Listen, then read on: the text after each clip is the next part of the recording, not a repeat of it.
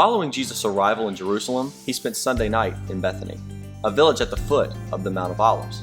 The following morning, Jesus returned with his disciples to Jerusalem. Along the way, he noticed a fig tree that produced leaves ahead of season. Fig trees were a common source of food in 1st century. The tree had leaves, but strangely, no fruit. The appearance of leaves in full bloom should have indicated that fruit was already growing, even if it was unripe.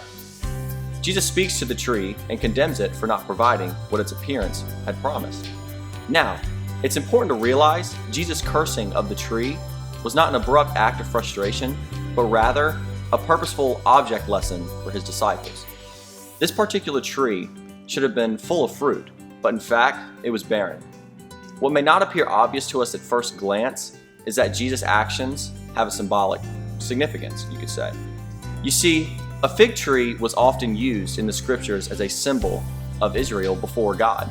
So when Jesus curses the fig tree, it signifies a warning of impending judgment of God on the fruitless Jewish people. The Jewish people had turned away from a relationship with God into an empty, ritualistic, self-righteous religion. Later that day, Jesus comes to the temple, the center of religious life, looking for prayerfulness and looking for fruitfulness. He discovers neither. When Jesus arrives at the temple, he finds the courts full of corrupt money changers.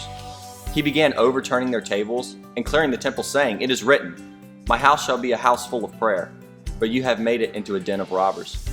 This is the second time Jesus had cleansed the temple. Jesus rebuked those who were using the temple not as a place of worship and of prayer, but as a mere shortcut to carry merchandise through the temple court to other parts of Jerusalem. Their actions showed great irreverence to the temple and ultimately for God himself. That evening, Jesus and his disciples returned to Bethany.